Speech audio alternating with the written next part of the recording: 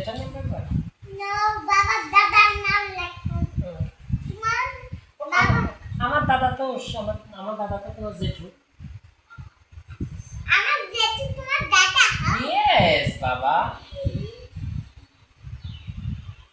তোমার জেঠু তো আমার দাদা হয়। বুঝেছো বাবা, তুমি কি বুঝেছো বাবা? তোমার জেঠু তো আমার দাদা হয়। কার নাম লিখবো? হ্যাঁ? এবার, হ্যাঁ। বিয়ার কি খেলে, কি গেম খেলে? এ কি রে ওর বর নষ্ট হয়ে গেছে।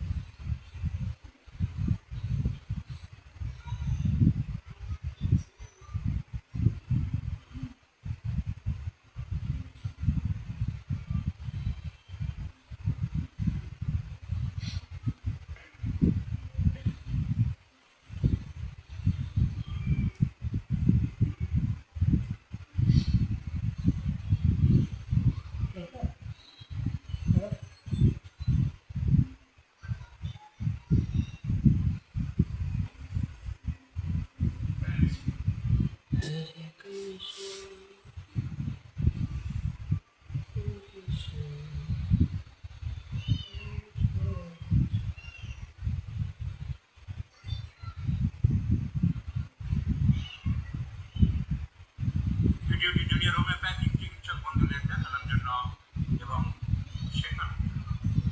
কেসটি অত্যন্ত উল্লেখযোগ্য কেস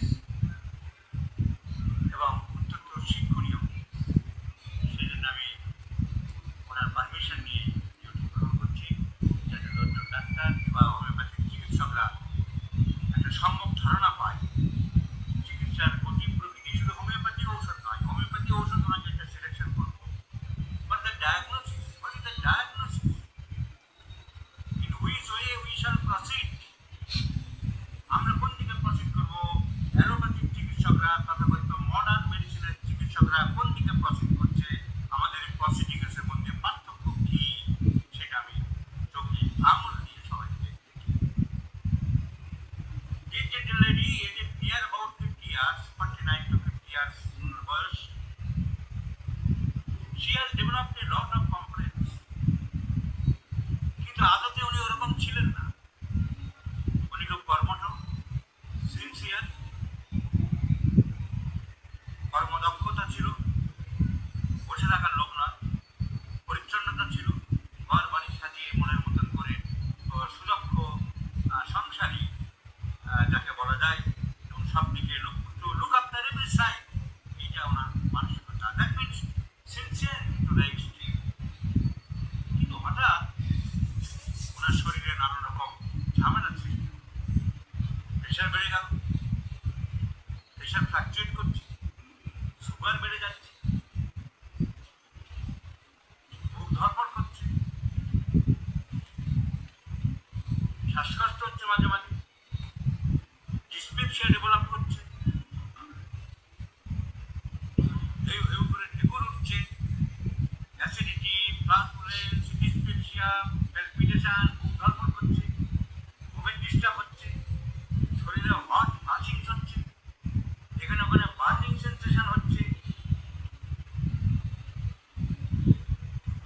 এত রকম একটার পর একটা সমস্যা নানান রকম ভাবে, এবং মানসিক দিক দিয়ে খুব উদ্বিগ্ন হয়ে পড়লেন।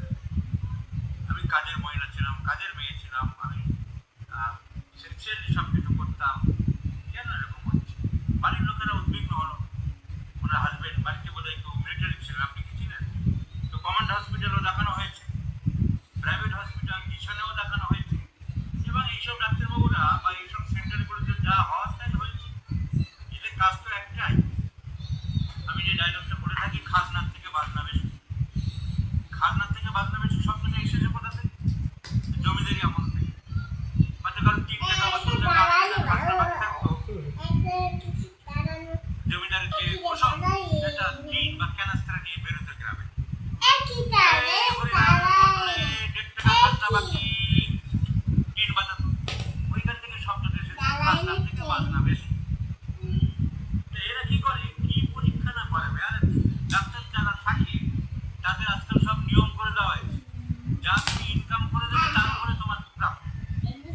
স্কলারশিপ আমাকে 1,00,000 টাকা ইনকাম করে দিলে 40,000 তোমার বাবা বাটাম দিলিও পড়ে যায় শিক্ষা ব্যবস্থা আর চিকিৎসা ব্যবস্থা দেশে যা চলছে তা শুনলে আটকে উঠতে হয়।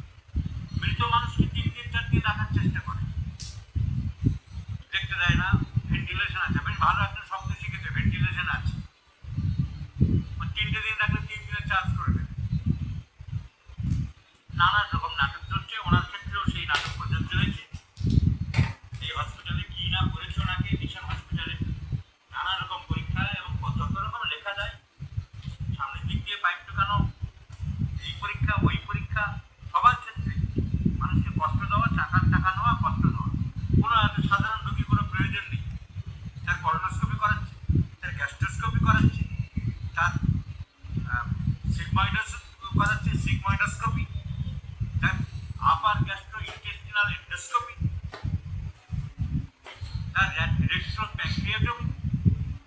প্যাঙ্ক্রিয়াটোগ্রাফি, কি না করাচ্ছে। আরে বাবু, বিধান রায়ের সময় সব ছিল না। বিধানে তো দশান্তর থেকে বলতো ডায়াগনোসিস এই। তোমরা পড়াশোনা কি করলে? আর প্র্যাকটিস অফ মেডিসিনগুলো বইয়ে তো লেখা আছে, বইয়ে 10টা সিমটম দিয়ে তো ডায়াগনোসিস করা যায়। তো কথায় কথা যদি সব এই কম্পিউটার আর মেশিন নির্ভর হতে হবে, তাহলে প্র্যাকটিস অফ মেডিসিন পড়ার কি দরকার ছিল? ডিজিজ বই তো কোর্সে পড়ানোর দরকার ছিল না আমার মনে হয়, যে সব কিছু মেশিন দিয়ে বিচার করবো। ওনার অনেক রকম পরীক্ষা হয়েছে, অনেক টাকা পয়সা গেছে, 16,000 টাকার এই টেস্ট, 18,000 টাকার ওই টেস্ট, এই বান্ডিল পেপার সব ভর্তি। এইগুলোর সিস্টেমে বললাম যে এই রোগের সৃষ্টি হয়েছে ওনার, কত রকম টেস্ট, কত রকম পরীক্ষা। ঠিক যেমন সেই ফেরিওয়ালা দেয় না, হরেক জিনিস যা নেবেন 10 টাকা। এখানে যা নেবেন 10 টাকা নয়, এখানে এক একটা 1 রকম টাকা। এই বান্ডিল আমি দেখালাম। Now what is my opinion? আমার দিয়ে গেছে গেছে মাই ওপিনিয়ন ইয়া কি পোষা তুমি হেমা করে থাকো না লাগাই দাও হেমা করে থাকো কি কিছু মানসিক দ্বন্দ্বে, আঘাতে, তারপরে রোগীর কিছু শব্দ, নানান রকম বম্বাস্টিক শব্দ করে এরা বলতে থাকা, তার প্রতিফলনে ভদ্রমহিলা অসুস্থ হয়ে পড়ছে না দিনের পর দিন। উনি নীতিবান, উনি পরিষ্কার বলতেন। তাহলে ঠিকই বলছো, বাতাসে দেখো বাতাসে, তাহলে ঠিকই আছে বাবা, বাতাসে পড়ে গেছে না।